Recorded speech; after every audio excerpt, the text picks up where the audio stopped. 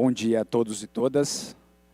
Meu nome é Paulo Vinícius de Carvalho Soares, para quem não me conhece, e eu vou dar prosseguimento aqui ao nosso Congresso de Inteligência Artificial com a segunda mesa, denominada Proteção de Dados na Era da Inteligência Artificial.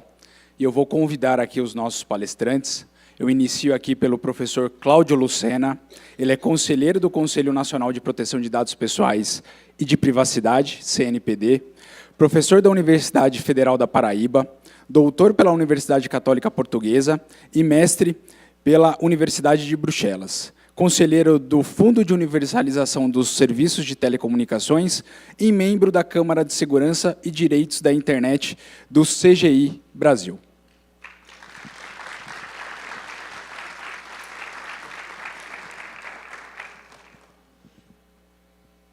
Convido à mesa agora a doutora Paula Guedes. Ela é pesquisadora do Data Privacy Brasil, doutoranda em Direito e Inteligência Artificial pela Universidade Católica Portuguesa, Centro Regional do Porto e mestre em Direito Internacional e Europeu pela mesma instituição. Especialista em Direito Digital pelo ITS Rio, em parceria com a UERJ, e membro do Núcleo de Pesquisa em Direito e Tecnologia Legalité da Pontifícia Universidade Católica do Rio de Janeiro, PUC-Rio. Por favor, à mesa.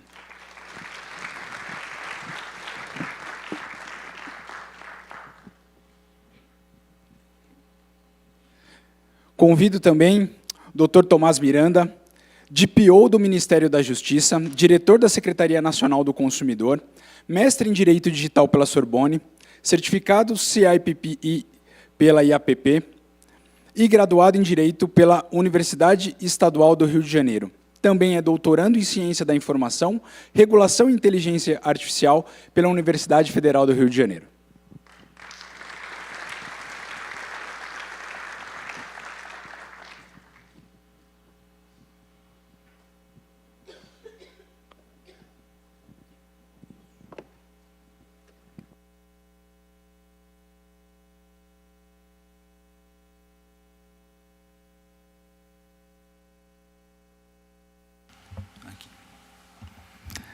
Então, dando início à nossa segunda mesa, eu vou passar a palavra para o professor Cláudio Lucena, onde ele trará uma exposição sobre a evolução da inovação e as suas regulações. Por favor, professor.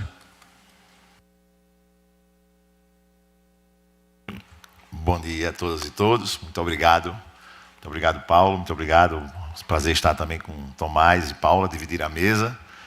Agradecer ao meu amigo Ricardo Freitas pelo convite, para que mais uma vez a gente fizesse interações que já vão aí de alguns anos destas minhas migrações periódicas de Campina Grande a São Paulo. Sempre um prazer, Ricardo. Agradecer também o convite e a gentileza do Dr. Solano e principalmente a iniciativa da OAB de São Paulo de trazer, já com casa cheia, um tema que eu precisei, Paulo, um termo que eu precisei esconder no meu projeto de tese, para que ele fosse aprovado pelos colegas da Universidade Católica Portuguesa. Se o tema estivesse expresso naquele momento, eu tinha a convicção de que ele não seria aprovado, porque 10 anos atrás talvez fosse inimaginável discutir esse tema dentro do direito e certamente impossível reunir tantas pessoas interessadas.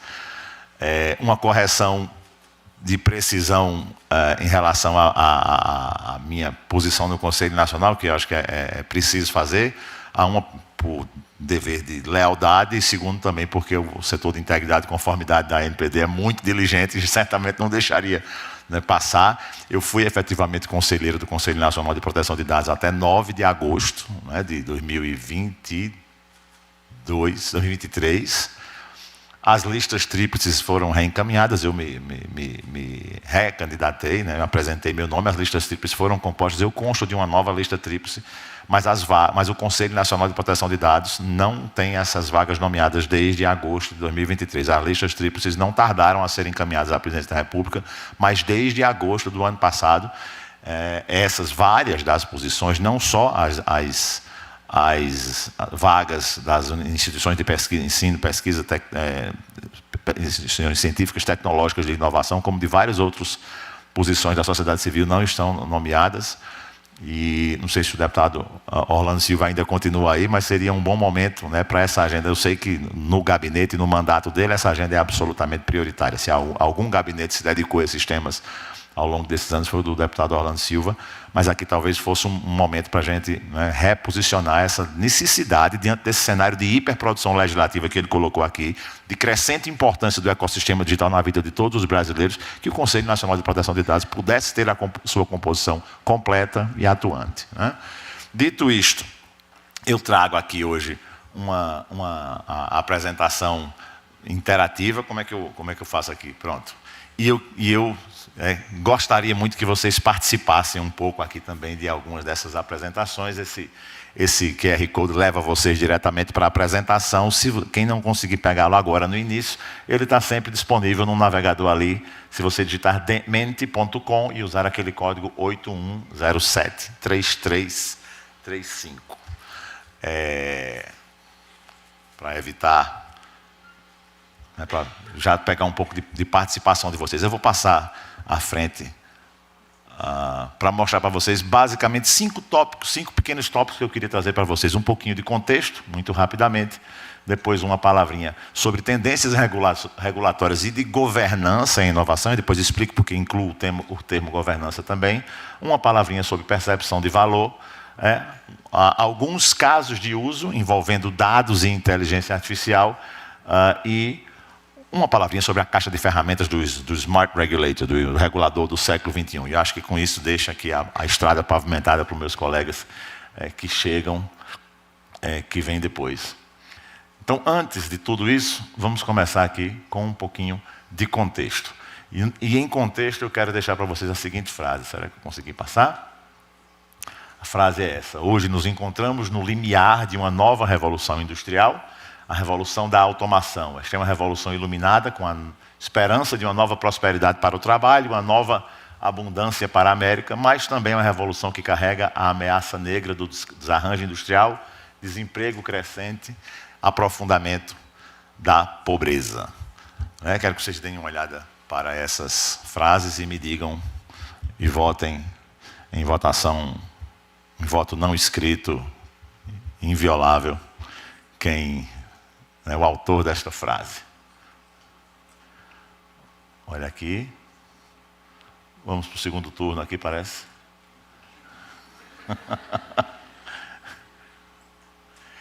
Eu vou voltar, só para que vocês, quem não prestou atenção mais detalhadamente à frase, será que eu consigo voltar?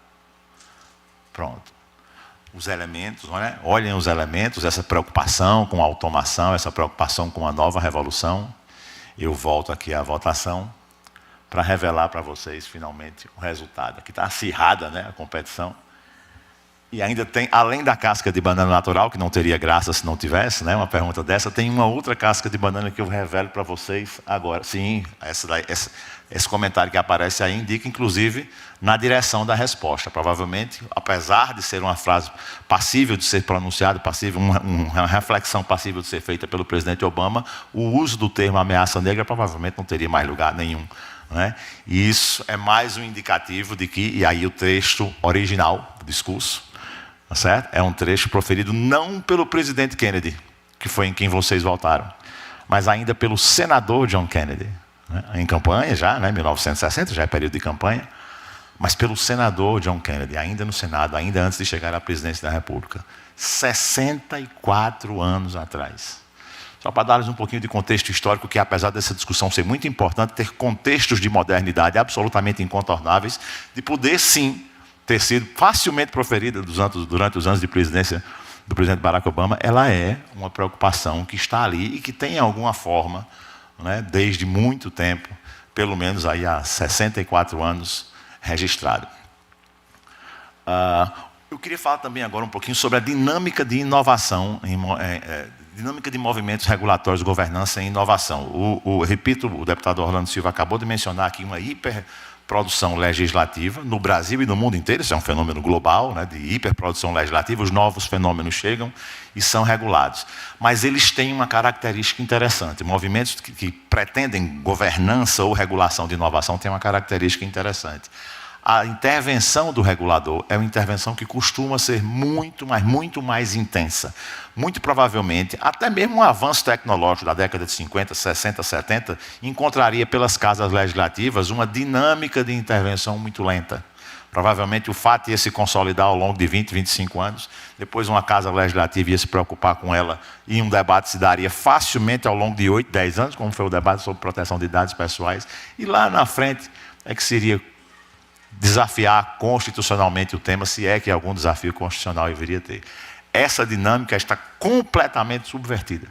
Os parlamentos hoje fazem parte, muitas vezes, do desenvolvimento da solução tecnológica. Às vezes, a solução tecnológica está ainda tomando forma numa universidade, num centro de investigação, e ela já chama a atenção do regulador. O regulador do século XXI, portanto, é muito mais proativo, né? E trago para quem se interessa especificamente por inteligência artificial, não um único, mas um mapeamento que eu acho importante sobre movimentos regulatórios, sobre iniciativas regulatórias de governança em inteligência artificial. Eu me lembro de ter feito, Paulo, um primeiro mapeamento desse com o Dudu Magrana em 2018 ainda. E encontrávamos, acho que 27, 28 iniciativas regulatórias de governança. Um mapa feito na mão mesmo, procurando, né?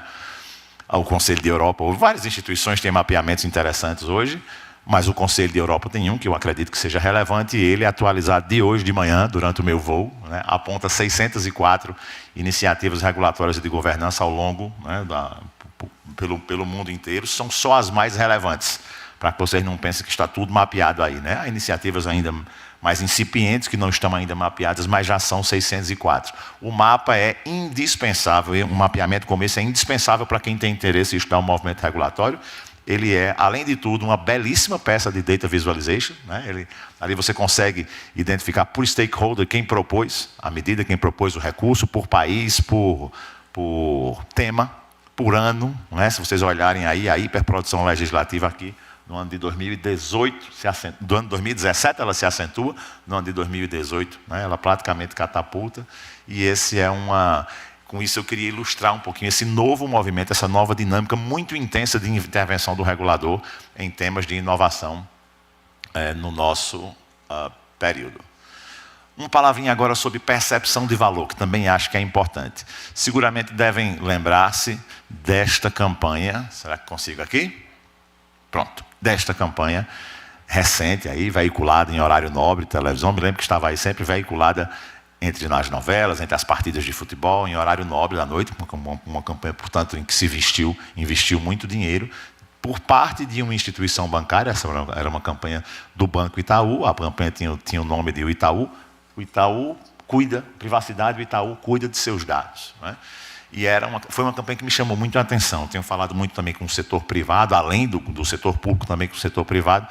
E essa discussão com o setor privado tem me levado a tentar encontrar algumas assim, chaves de percepção de valor. Essa foi uma delas. É uma instituição financeira, com intuito claro de lucro, legítimo de lucro, que usa um horário nobre, produz uma campanha muito bonita, muito bem realizada, portanto, uma campanha que se investiu bastante dinheiro, ocupa um espaço privilegiado nos meios de comunicação brasileiros para anunciar um produto que não tinha nada de financeiro.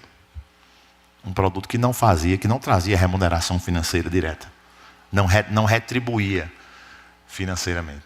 Se isso não dá aos senhores e às senhoras a ideia de percepção de valor que uma instituição dá a este novo cenário de proteção de dados pessoais, eu acho que fica difícil pensar em alguma outra coisa que despertasse isso, a não ser relatórios como este próximo. Acho que não estou controlando daqui não, né? Tu consegue passar aí para mim, por favor? Muito obrigado. A não ser relatórios como este. Antes da pandemia, a Cisco publicou um relatório chamado From Privacy to Profit, em que ela quantifica, estudos semelhantes a esse poderiam ser objeto de concentração aqui de instituições de pesquisa, entidades como a OAB, setor público e entidades empresariais também no Brasil.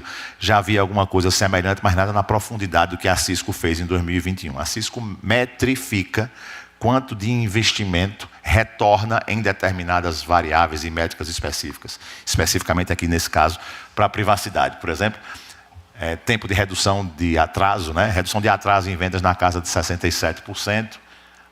O investimento em privacidade, na construção de lealdade, de fidelidade, de bom relacionamento com os clientes, na casa de 72%. O relatório é mais extenso, né? Eu tenho a disponibilidade de divulgar, mas também vocês encontram muito facilmente quem tiver interesse de estudar. Eu acho que esse seria um instrumento para os advogados que trabalham em conformidade, né, que estão na luta diária da conformidade com proteção de dados do Brasil. Instrumentos como esse, no convencimento da necessidade, né, do seu cliente, eventualmente são muito importantes. Passo agora para... Agora eu queria um pouquinho de interação de vocês para me ajudarem aí a dizer com o que se preocupam. Vamos lá. O que é que preocupa mais vocês? E aí, se puderem utilizar de novo os celulares.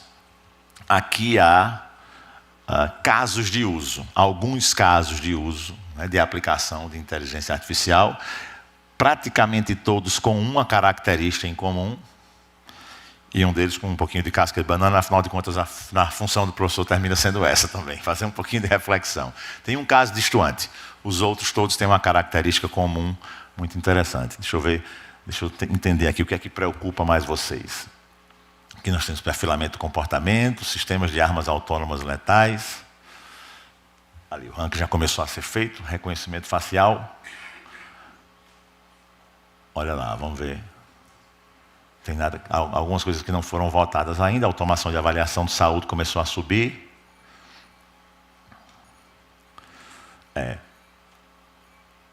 A maturidade da audiência aqui um pouquinho melhor. Normalmente essa casca de banana funciona muito, muito melhor em audiências menos conscientes, né? Mas de qualquer forma aqui, uma terceira posição é bastante significativa, né? Agora, acho que não, subiu ali, né? Nós temos ali o que destoa, né? O que eu coloquei aqui para destoar dessa nossa discussão é essa alternativa que no momento está ali em terceiro no ranking, o desenvolvimento de um sistema de inteligência artificial que... Aí, obrigado. Daqui a pouco a gente vai lá.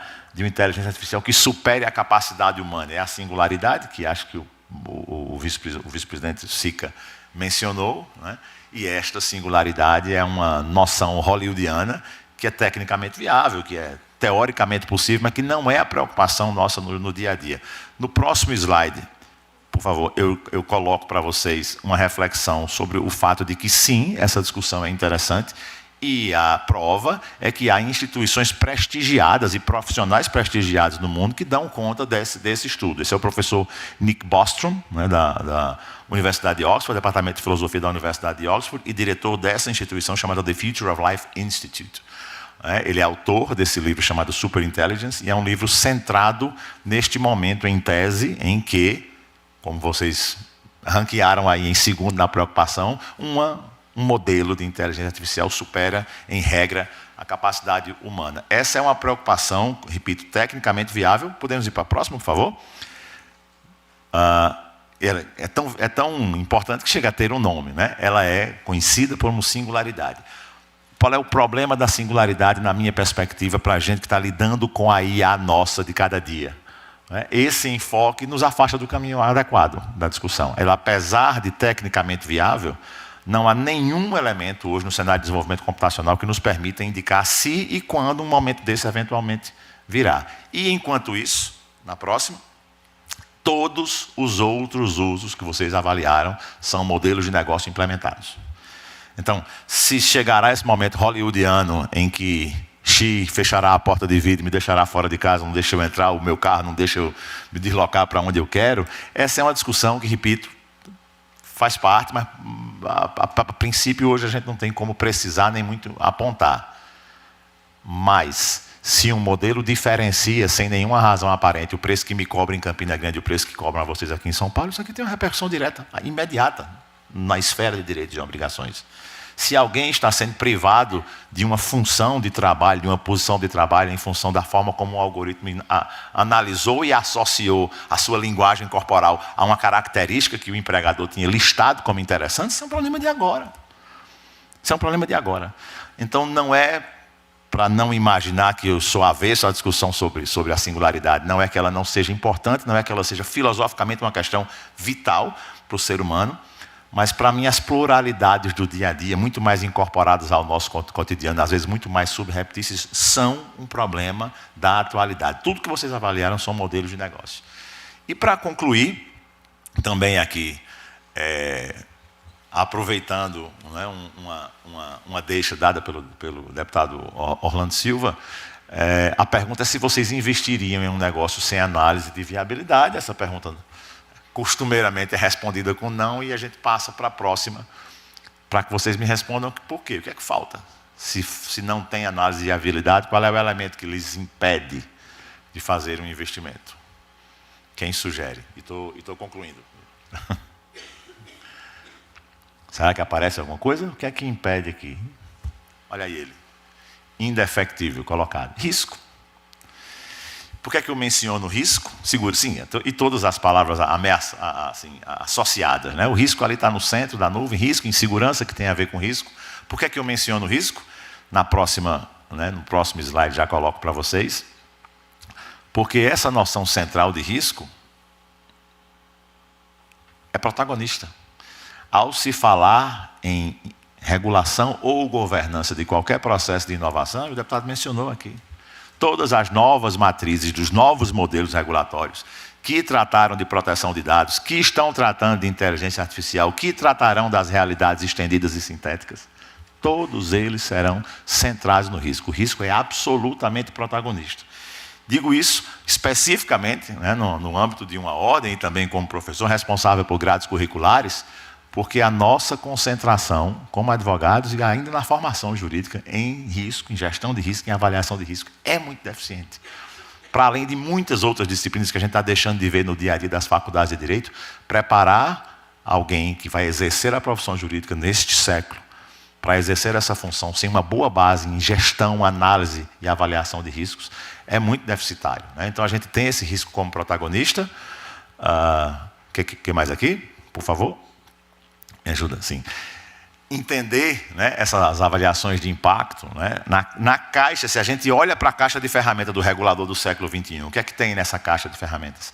Essa caixa de ferramentas necessariamente contém bons instrumentos de avaliação de risco, que vão permitir para o profissional conhecer, e aqui, na minha opinião, essa analogia que eu faço sempre com meus alunos, conhecer esses instrumentos de avaliação de risco, conhecer essas ferramentas para um advogado do século XXI, será tão importante como um instrumento de procuração foi para o advogado do século XX. Esse é o caráter básico, não é, dessas ferramentas.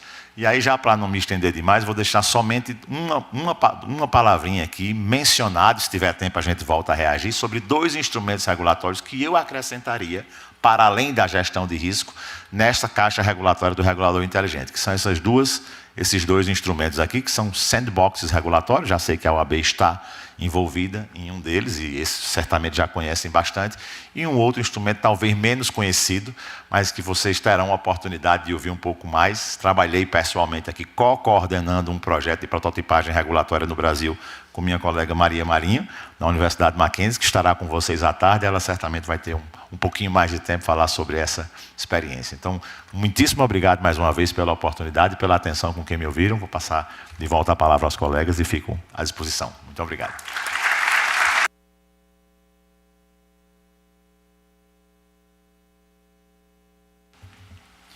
Professor Cláudio, muito obrigado pela exposição, uma verdadeira aula. E agora eu passo aqui para a Paula Guedes, para a gente entrar um pouco na questão da regulação da IA e seus vieses. Por favor, Paula, a palavra é sua. Oi, gente, bom dia. Primeiramente, agradecer aqui pelo convite da OAB de São Paulo, de toda a equipe envolvida. E, bom, é uma honra também falar aqui depois do deputado Orlando, depois do Cláudio, todas as pessoas antes, porque já deram uma palhinha aí boa do que eu gostaria de tratar aqui hoje. E eu sei que o painel é sobre inteligência artificial e proteção de dados, e acho que ninguém aqui tem mais dúvidas da relação, né, de um tema com o outro, e que, por mais que ainda vejamos alguns argumentos que não temos, né, uma regulação para a inteligência artificial, a gente tem que aqui bater o martelo de que a gente não está num vácuo normativo, né? Então, as regulações que existem hoje, mesmo que não sejam gerais para a inteligência artificial, elas são aplicáveis, como a própria Lei Geral de Proteção de Dados Pessoais. E, bom, eu, na verdade, tinha pensado a minha fala fazendo um panorama geral do processo regulatório da inteligência artificial aqui no Brasil e depois passando para os pontos de convergência, talvez, entre uma Lei Geral de Proteção de Dados e essa regulação futura de inteligência artificial. Bom, como já foi falado aqui também, o Brasil ele bebe muito, né, das experiências internacionais, principalmente vindas da União Europeia. E então a União Europeia começou a discutir a regulação de inteligência artificial mais constantemente, né, a partir de 2018, quando foi instalada uma comissão de alto nível para pensar em princípios éticos para a IA. E, desde então, até foi ótimo que o professor Cláudio trouxe aqui aquela imagem das quantidades de princípios ou instrumentos, né, que pensam nessa regulação de IA no mundo, que são mais de 600 hoje em dia, os principais, porque, desde então, desde 2018, até talvez um pouco antes, a inteligência artificial está na crista da onda, né, desses processos de pensar uma regulação. E esses processos começaram a partir de uma ideia de que seriam necessários princípios éticos para regular essa tecnologia. E de lá para cá, acho que já temos quase um consenso que só princípios não são suficientes. Eu estava até, semana passada, em Brasília, numa mesa com o pessoal da União Europeia, e uma delas mencionou uma fala que eu disse que ia levar para a vida, que ela não tinha filhos, mas ela tinha cachorros. Ela falou que tentava ensinar os cachorros apenas com princípios éticos e não era suficiente. Eles não aprendiam somente com principiologias e códigos de boa conduta. Isso não era suficiente, era preciso de um pouco mais. Então, hoje em dia, a gente não está mais satisfeito apenas com princípios éticos, e é por isso que tem tantos projetos de leis e tantas regulações que tentam pensar numa estrutura de governança para a inteligência artificial em todo o mundo.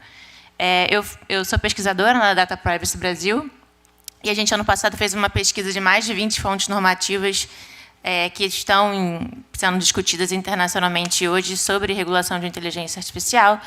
E, bom, a gente constatou, né, como foi a imagem mostrada pelo Cláudio, que tem hoje sim, uma efervescência regulatória em relação à pauta. Então, está todo mundo querendo discutir o tema de regulação e como fazer isso. Então, acho que a dúvida não é mais se precisa dessa regulação, mas como bem o fazer, né?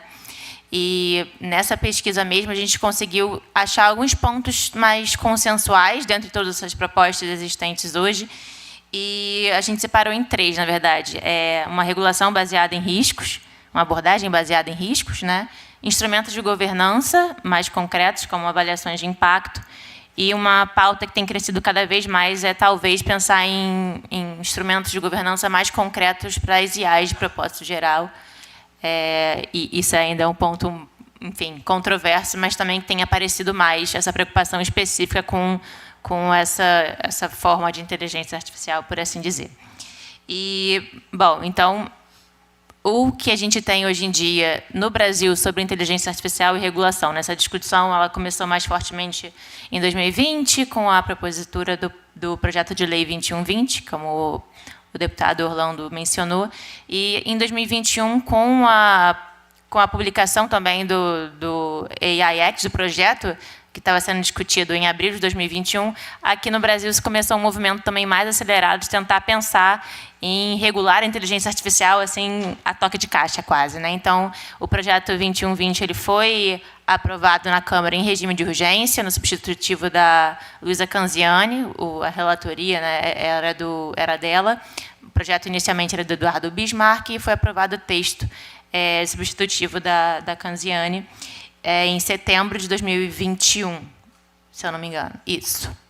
E, bom, a partir daí foram muitas críticas a esse texto, né? Como já falado, ele era um texto mais principiológico, em que, basicamente, era uma carta de princípios, uma carta de intenções sendo construída em projeto de lei, o que, efetivamente, não mudaria muito do que uma estrutura principiológica mais genérica, né? Que, enfim, a gente até pode considerar que é um processo que foi inspirado no que era discutido naquela época e que hoje em dia a gente já vê que não é mais suficiente, né? Então, foram muitas críticas também de falta de participação popular, que foi feita de forma muito rápida, e a IA é uma tecnologia, é uma forma de tecnologia, né, muito complexa, e discutir de forma tão apressada assim não seria tão eficiente. Então, por isso, foram várias críticas, até que finalmente chegou no Senado Federal e foi constituída, então, a Comissão de Juristas em fevereiro de 2022. Essa comissão trabalhou durante todo o ano, teve muitas audiências públicas, teve um seminário internacional, então foram ouvidos especialistas, não só do direito, né, mas também de outras áreas, inclusive pessoas de fora do Brasil, E isso culminou num anteprojeto de lei, né, que foi publicado num relatório em dezembro de 2022, foram mais de 900 páginas, enfim. E em 2023 isso ficou parado durante um tempo, até por conta da troca, né, de governo, e finalmente em maio de 2023 foi então proposto o PL 2338, que é, na verdade, esse anteprojeto da Comissão de Juristas. Ele foi proposto pelo presidente do Senado, Rodrigo Pacheco, e em agosto de 2023 foi instituída uma comissão temporária de inteligência artificial no Senado para pensar, para analisar esse projeto e também outros de inteligência artificial, inclusive o 2120, que veio da Câmara, todos em conjunto nessa comissão. Ela teoricamente ia funcionar até dezembro de 2023, mas ela foi estendida agora para funcionar até maio de 2024. E ela também teve alguns processos de audiências públicas, de escutar a população. E, inicialmente, tiveram requerimentos mais de setor privado, né, para serem ouvidos, depois conseguiram incluir nomes de sociedade civil, porque, quando a gente pensa em inteligência artificial, é importante que todos os setores sejam ouvidos, porque, enfim, é uma tecnologia muito complexa, transversal. Então, quanto mais diversidade, quanto mais pessoas de áreas diferentes são ouvidas, é importante para que a gente pense em conjunto, né, de como essa regulação vai funcionar. E é esse o panorama hoje em dia que estamos, né, pensando em regulação da inteligência artificial no Brasil. E eu considero que o projeto que veio da Comissão de Juristas, ele é o que a gente tem de mais avançado hoje em relação à regulação de IA no país, porque foi o que eu já mencionei, né? Não adianta você só querer regular com princípios, tem que esses princípios eles tenham formas de se concretizar em mudanças de comportamentos práticos para que as organizações se orientem nesse sentido. Então, pontos de destaque, né, que eu mencionei que nessa avaliação, nessa análise que a gente fez ano passado na Data Privacy Brasil sobre instrumentos regulatórios de IA internacionais, e esses pontos de consenso que eu falei, então, regulação baseada em riscos, instrumentos concretos de governança, tudo isso está coberto por esse PL 2338, porque ele traz exatamente essa abordagem baseada em riscos, mas não apenas baseada em riscos, mas também uma abordagem baseada em riscos e em direitos, porque, inclusive, está relacionado com todo o nosso histórico brasileiro de proteção de direitos. Então, não tem como se falar em riscos sem se pensar em direitos sendo concretizados ao mesmo tempo. Então, o que esse projeto de lei faz? Ele tem uma inspiração europeia, sim, com certeza, o AI Act. Então, ele é pensado em riscos para que os atores que vão ser eventualmente regulados por essa futura legislação, eles não tenham todos o mesmo grau de força regulatória. Então, o que eu estou querendo dizer com isso? Os agentes que serão eventualmente regulados, que estão aí sendo regulados e que têm seus sistemas de inteligência artificial, eles vão ter mais ou menos obrigações de acordo com o nível de risco. Então, o projeto de lei ele traz os riscos excessivos, que seriam os casos proibidos, porque eles têm questões que vão além e que são questões que a gente não aceita. Então, tem violações de direitos que a gente considera que não são sustentáveis na prática. Então, nesse caso aqui, por exemplo, a gente estaria falando de IAs que manipulam comportamentos com base em vulnerabilidades, ou até mesmo sistemas de reconhecimento facial para fins de segurança pública, em alguns casos, tem algumas exceções. E, além desses sistemas de risco excessivo proibidos desde logo, também teria os de alto risco e, por fim, todos os restantes. Né? A gente considera uma categoria residual, que são os outros, que não são enquadrados em excessivos ou de alto risco. E, então, esses de risco excessivo, eles têm a carga obrigatória regulatória mais forte, porque eles são proibidos, né, desde logo. E os de alto risco, eles estão ali junto com algumas medidas de governança mais fortes, né, mais reforçadas. E por que isso é tão importante? Né? Para a gente deixar de falar a grande falácia de que inovação e regulação são opostos, que, na verdade, é muito pelo contrário. O que a gente quer estimular, inclusive com esse projeto de lei, é que a gente tenha regulações que são, de fato, protetivas de direitos e que elas não impeçam a inovação, mas uma inovação que é qualificada, então uma inovação responsável. Acho que isso é muito o que a gente quer hoje em dia, porque a gente não quer inovar por inovar, mas sim inovar porque estamos protegendo direitos e estamos inovando de forma responsável. E, às vezes, eu ouço bastante, né, que não pode ter uma regulação mais forte, porque isso é impeditivo da inovação, o que, se a gente olhar para o passado, por exemplo, com o nosso Código de Defesa do Consumidor, a gente vê que isso não é verdade. Lá na década de 90, né, a gente via muitos produtos explodindo, liquidificadores explodindo, consumidores tendo sua integridade física, às vezes, sendo violada. antes do Código de Defesa do Consumidor, e hoje em dia a gente vê que a situação é muito diferente. A gente continua tendo produtos muito bons, mas agora bons e com qualidades e segurança e protegendo direitos. Isso, por exemplo, a gente pode pensar no cinto de segurança, nos celulares que não explodem mais, nos produtos que não explodem mais, e, inclusive, tendo construído um cenário em que os próprios consumidores estão cientes dos seus direitos. Então, pensar na regulação é pensar nisso. E, então, esses diferentes sistemas de inteligência artificial, de acordo com o risco, eles vão ter mais ou menos obrigações pela lei, e aqui deixando pela futura lei, né, caso ela seja aprovada, e esse projeto, ele pensa, então, em mecanismos de governança amplos, todos os sistemas teriam que implementar isso, principalmente noções de transparência, e conforme o risco vai aumentando, então, a força regulatória é mais alta, né, mais forte. E então, por exemplo, instrumentos de governança para de alto risco, a gente está falando aqui de avaliações de impacto, que também o Cláudio mencionou, e por isso que eu falei que foi tão interessante ouvir antes de mim, né, porque você está, querendo ou não, dar uma palhinha do que eu queria abordar. E, nesse cenário, né, eu também já falei que a gente não está num vácuo normativo. Então, a gente tem uma Lei Geral de Proteção de Dados, e quando a gente tenta ver esse PL 2338 e a Lei Geral de Proteção de Dados, você vê que tem muitas similaridades entre eles, né?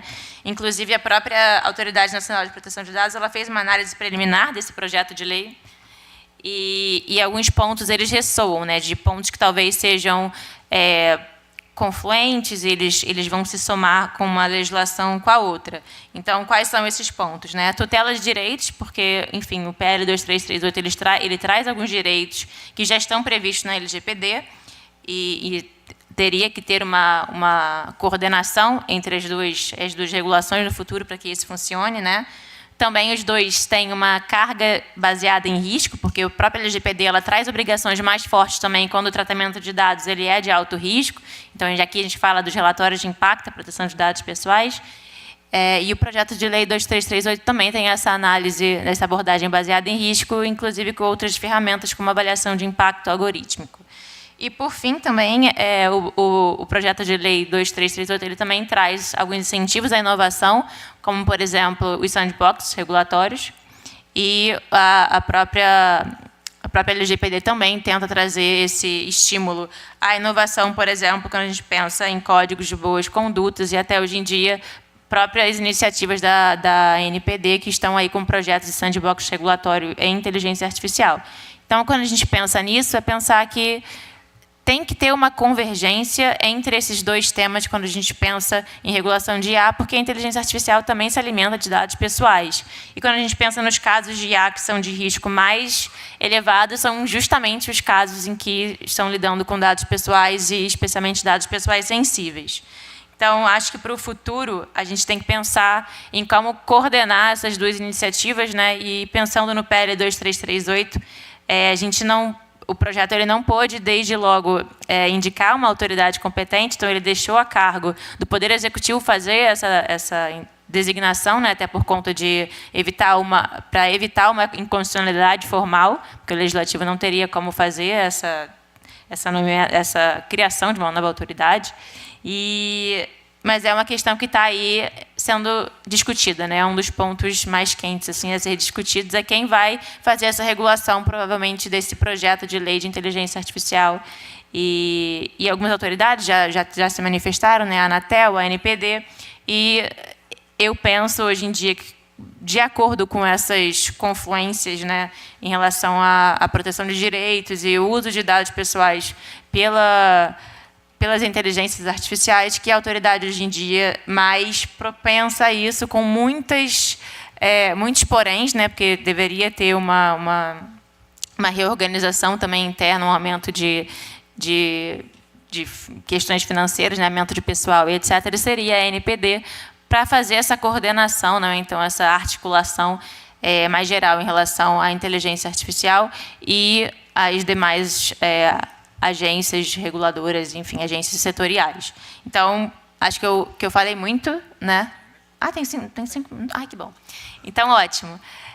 E aí, para falar aqui, então, reforçando, né, que a gente está, hoje em dia, nesse contexto, como o próprio deputado falou, em que o projeto de lei 2338 e outros estão, né, sendo avaliados por essa comissão temporária de inteligência artificial no Senado Federal, e tem, então, dois polos sendo discutidos, né, que seria esse polo mais principiológico, eu até considero uma forma de desregulação, porque quando você só regula com base em princípios, sem que tenha instrumentos de governança concretos, ou que se tenha uma autoridade também que vai fazer essa fiscalização, é muito problemático. Porque, enfim, não tem tanta força cogente de fazer com que as estruturas, elas, de fato, mudem seus comportamentos na prática, né? Existem externalidades negativas da inteligência artificial, como discriminações, já estão sendo vividas hoje em dia. Então, foi o que o Cláudio colocou aqui. A gente não... Às vezes se fala muito, né, de riscos existenciais da inteligência artificial, da singularidade, mas as questões e os danos, os riscos da IA já são presentes, já são vividos hoje, e é por isso que é tão urgente a gente pensar nessa regulação que ela seja não só principiológica, e o PL 2338 ele é bastante principiológico, porque ele tem um rol de princípios bem grande, mas princípios por si só já não são suficientes, tem que se pensar em mecanismos de governança concretos, né? E aqui falando de avaliações de impacto, principalmente, e pensando nelas como um instrumento até vivo. Então, elas teriam que ser feitas previamente e elas continuariam sendo atualizadas de tempos em tempos.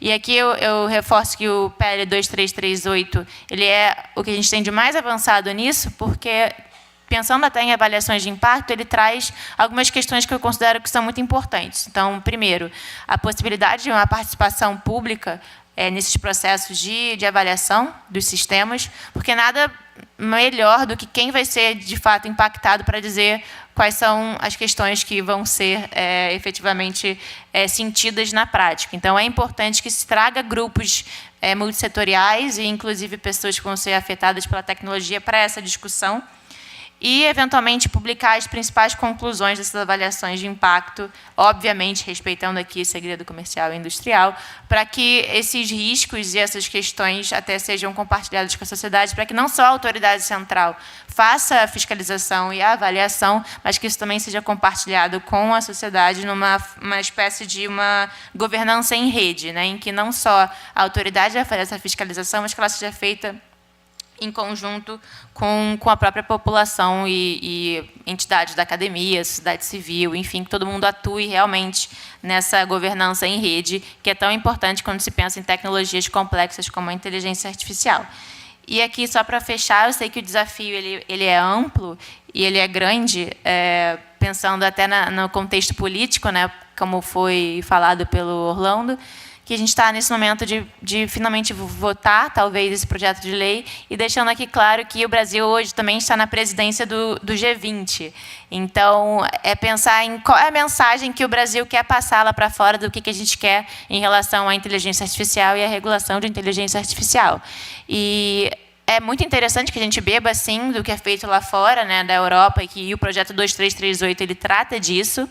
Ele traz, né, alguns pontos que são consensuais lá fora, abordagem baseada em risco, instrumentos de governança, como avaliações de impacto, mas é fundamental que a gente beba das inspirações de fora, internacionais, até por conta dessa possibilidade de interoperabilidade regulatória, então que as regulações elas conversem, principalmente com tecnologias que já são globais, mas que também a gente olhe para as particularidades do nosso país. Então, o Brasil é um país marcado historicamente por questões de discriminação estruturais. Então, esse projeto de lei e qualquer projeto que tente regular a tecnologia, ele tem que olhar para as nossas particularidades enquanto isso. E o 2338 ele traz isso, ele traz conceitos de discriminação direta e indireta, que vem da Convenção Interamericana contra o Racismo. Ele traz uma proteção reforçada a grupos vulneráveis em todo o projeto de lei, ele traz um rol de direitos. Então, a mensagem que a gente quer dar internacionalmente também, enquanto Brasil, e já estou finalizando, já acabou meu tempo, é exatamente essa, a gente trazer uma regulação que ela converse com outras feitas internacionalmente, né, que seja protetiva de direitos, que ela traga uma renovação responsável e que também olhe para as nossas particularidades. Então, que seja uma regulação de IA a brasileira, né, que é como eu gosto de falar. E isso está num ponto central também das discussões do G20 desse ano. Então, eu queria agradecer mais uma vez a atenção de vocês e agradecer também ao OAB pelo convite. Obrigada, gente.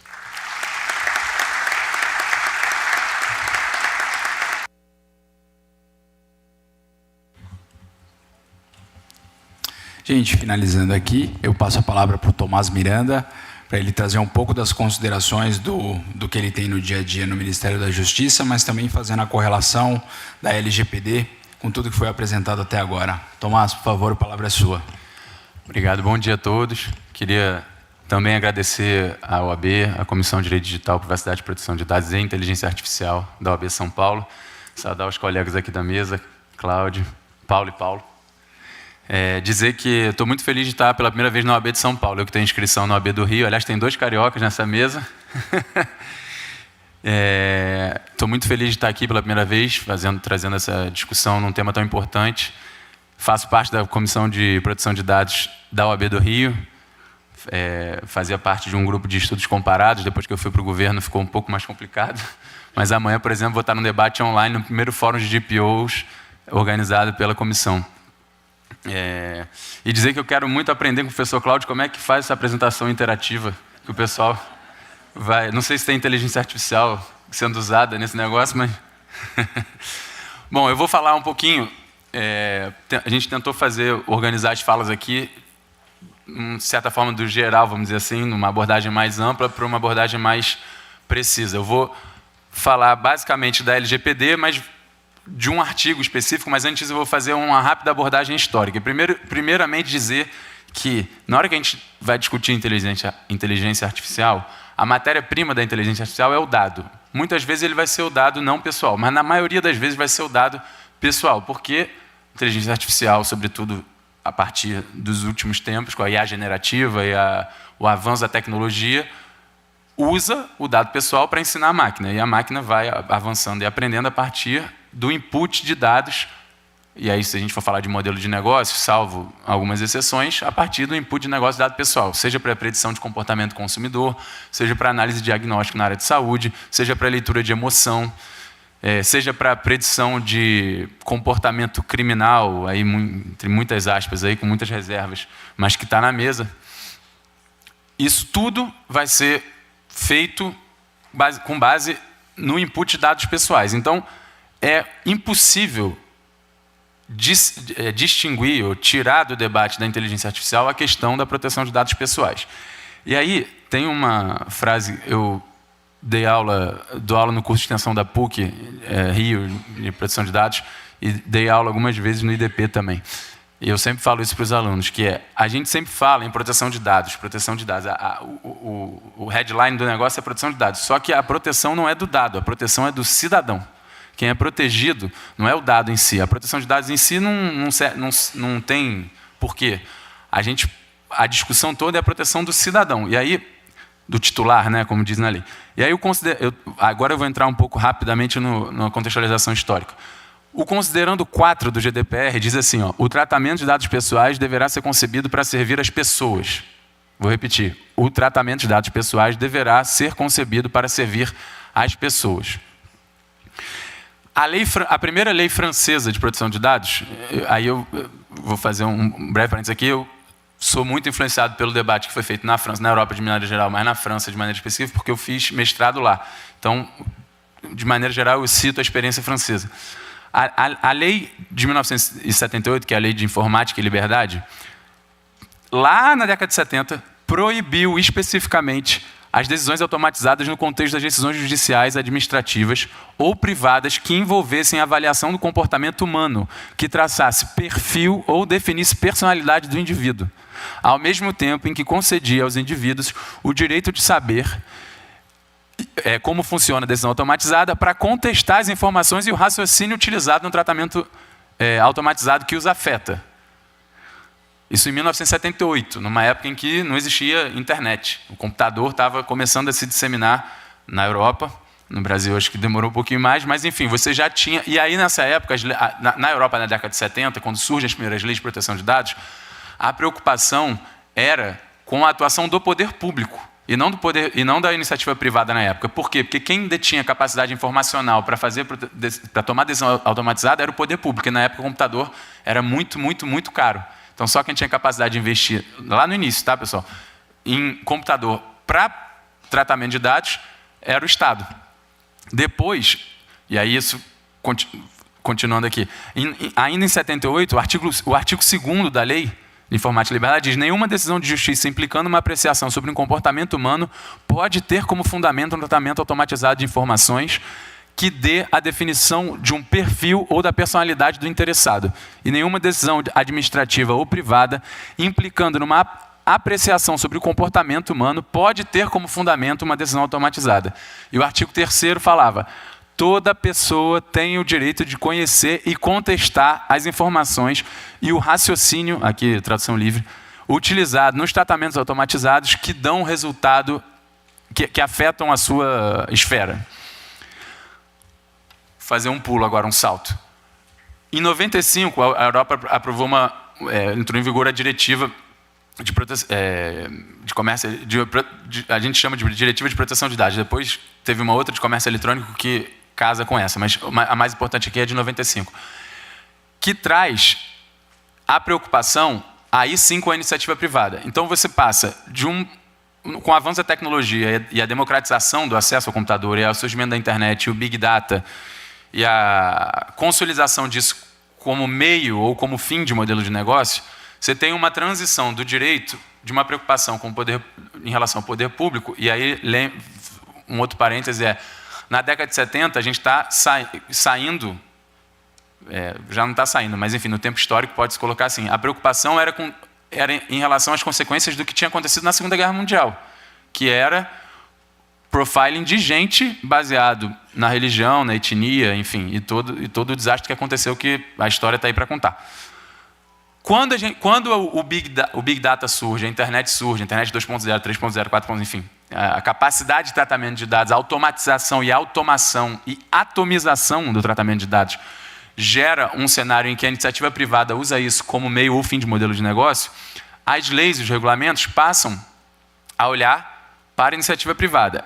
E aí, lá na Diretiva 95, e aí fazendo mais um salto, e o GDPR trazem, e aí eu vou passar direto para o GDPR, que tem a mesma lógica, que no artigo 22, que diz: decisões individuais automatizadas, incluindo definição de perfis, 2 pontos. O titular dos dados tem o direito de não ficar sujeito a nenhuma decisão tomada exclusivamente com base no tratamento automatizado, incluindo a definição de perfis que produz efeitos na sua esfera jurídica ou que afete significativamente de forma similar.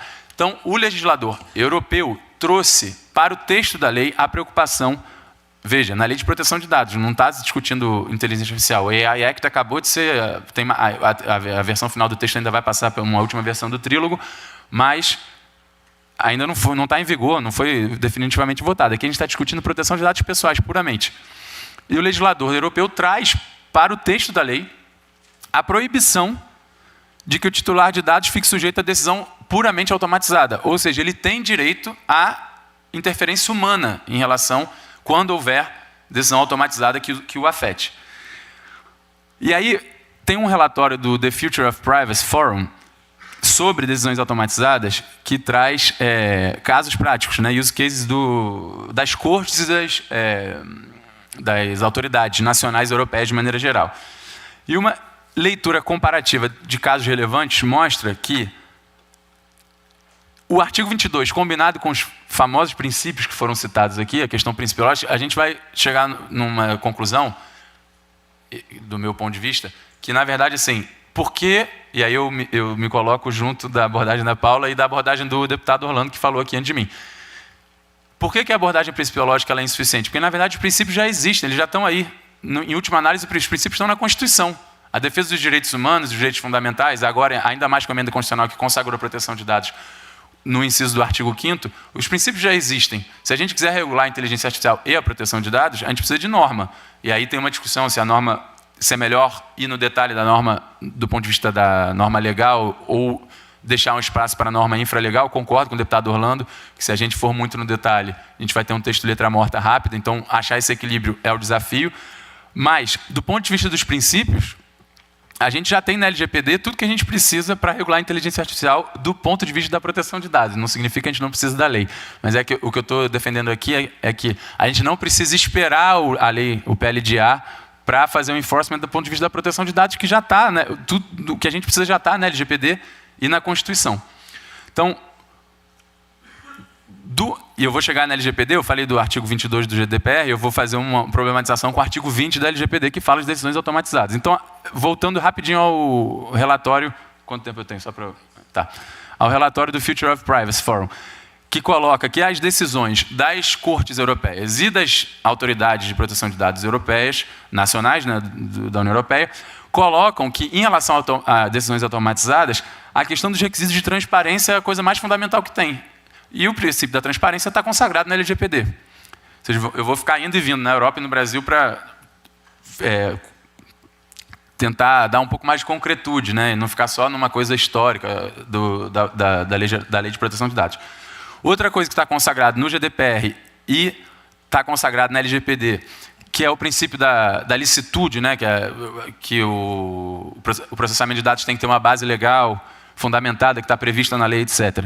Então, tem da licitude e no inglês lá do GDPR fala em lealdade, a tradução literal seria lealdade. Não tem esse princípio escrito na lei expressa brasileira, mas dá para extrair de uma leitura sistemática. E aí tem um exemplo da autoridade holandesa que concluiu que um sistema algorítmico utilizado pelo governo holandês para detectar automaticamente fraudes impedidos de benefícios sociais violava o princípio da equidade, ou da igualdade, ou da lealdade, uma vez que o processamento era considerado discriminatório porque levava em conta a dupla nacionalidade de pessoas que solicitavam as prestações, os benefícios.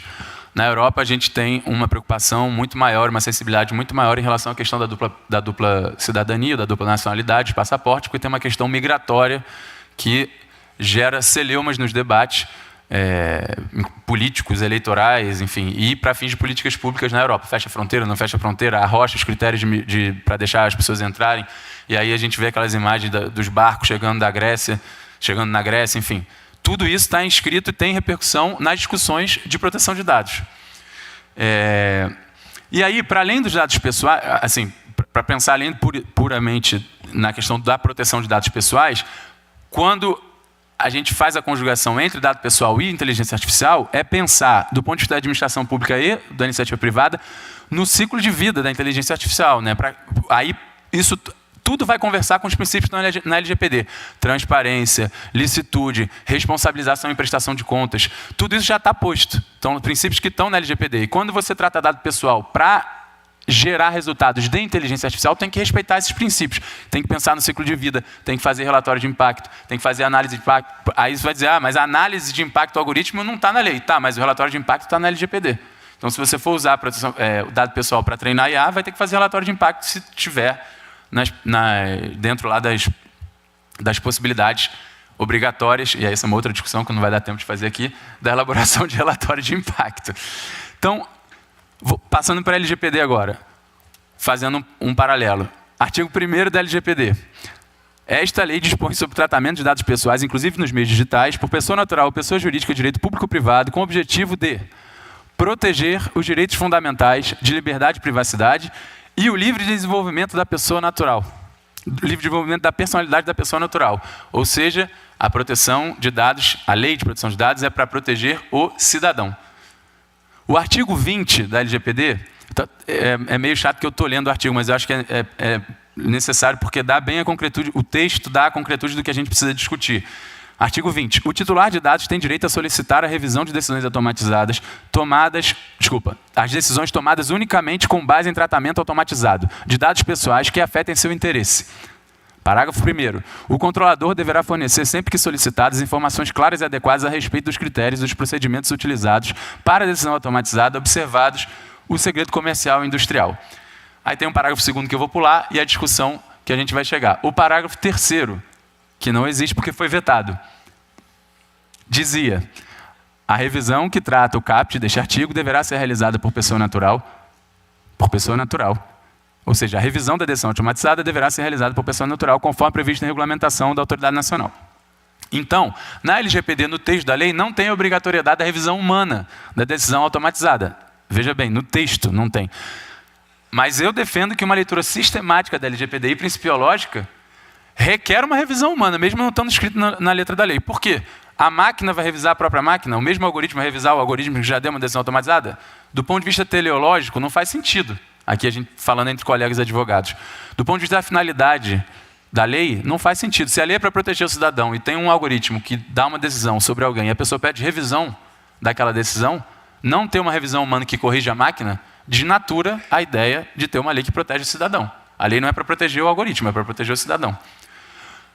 Mas, aí acho que o Orlando já foi, senão a gente podia abrir uma grande discussão aqui sobre por que esse artigo foi vetado, e eu vou ler para vocês a razão do veto, que lendo hoje, eu não vou falar para não influenciar a reação de vocês, mas a propositura legislativa, ao dispor que toda e qualquer decisão baseada unicamente no tratamento automatizado seja suscetível de revisão humana, contraria o interesse público, tendo em vista que tal exigência inviabilizará os modelos atuais de plano de negócios de muitas empresas, notadamente das startups, bem como impacta na análise de risco e de crédito e de novos modelos de negócios de instituições financeiras, gerando efeito negativo na oferta de crédito aos consumidores, tanto no que diz respeito à qualidade das garantias, ao volume de crédito contratado e à composição de preços, com reflexos ainda nos índices de inflação e na condução da política monetária. Se tiver gente revisando a máquina, a inflação sai do controle e a condução da política monetária fica prejudicada. Essa foi a razão do veto exposto pelo Ministério da Ciência e Tecnologia à época, em que a lei foi para sanção e veto do então presidente da República, e o presidente acatou a razão do veto. Aqui, posição pessoal minha, com o que eu acabei de dizer, do ponto de vista da leitura teleológica, da interpretação teleológica da lei. Lendo essas razões do veto e pensando na leitura sistemática e principiológica da LGPD, perde mais sentido ainda não existir a obrigatoriedade da revisão humana da decisão automatizada. Então, de novo, a proteção de dados, e aí está na própria lei, o artigo 2º da LGPD, tem como fundamento o respeito à privacidade, a autodeterminação informativa, a liberdade de expressão, a inviolabilidade da intimidade, o desenvolvimento econômico, a livre iniciativa e os direitos humanos. E o artigo 6º, que traz os princípios, fala da finalidade da adequação, compatibilidade do tratamento com as finalidades informadas ao titular, a qualidade dos dados, ou seja, que os dados sejam corretos, certos, que não estejam errados, etc. Tudo isso, e aí um dos mais importantes quando a gente pensa em tratamento automatizado, que é, isso está na lei expressa, o princípio da não discriminação. E aí casa com a fala da Paula, de que o Brasil tem uma tradição de discriminação, isso é claro e notório, e o desenvolvimento dos algoritmos tem que estar preocupado com isso. Não discriminação e impossibilidade de realização do tratamento para fins discriminatórios, ilícitos ou abusivos, tá? Como princípio da lei.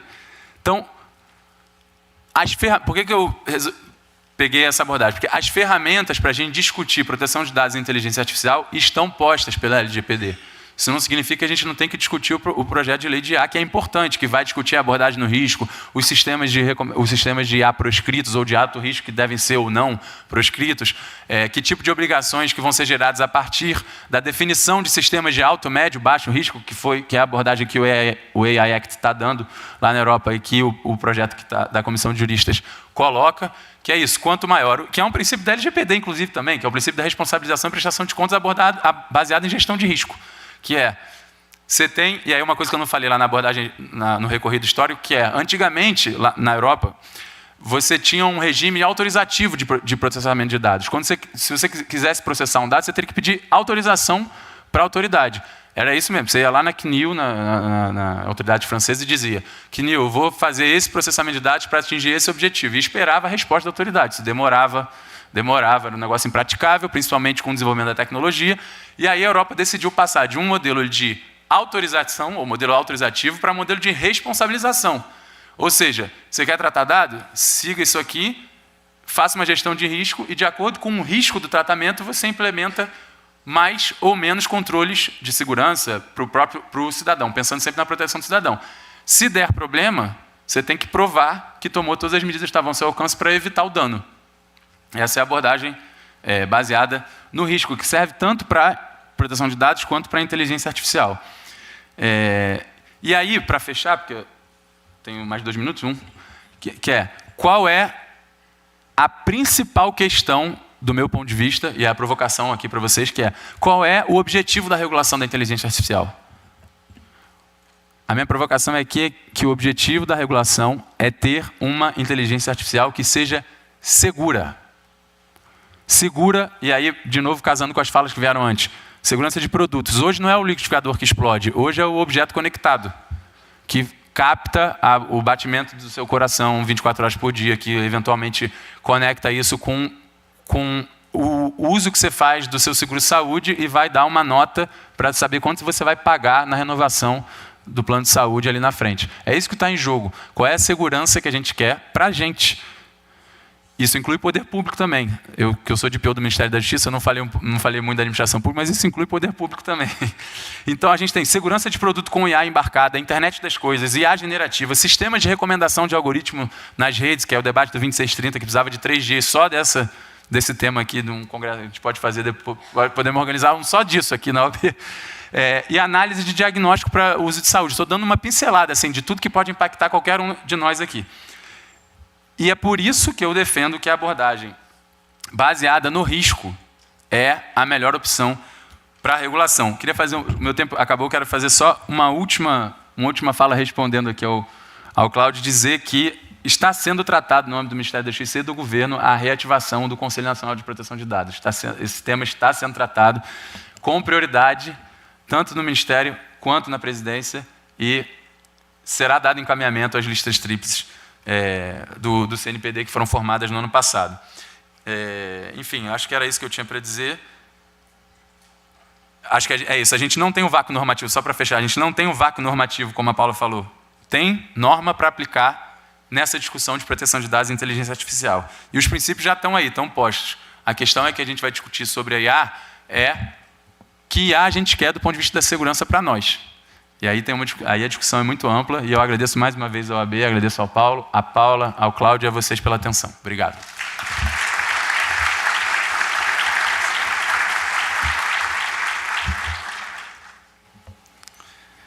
Finalizando aqui a mesa, é muito bom ouvir, né, o lado da academia, mais aplicada à prática em todos os seus setores. Quando a gente tem a LGPD, e a gente sabe que existem princípios como Privacy by Design, Security by Design, Ethics by Design, que valem tanto para a LGPD quanto para a inteligência artificial, né? Se a gente tiver esse framework de pensamento, eu acho que a avaliação de risco que a gente está discutindo no PL 2338, ela vai ser muito mais fácil da gente aplicar aqui, né, pensando como operadores do direito e os desafios que vêm aí pela frente para a gente.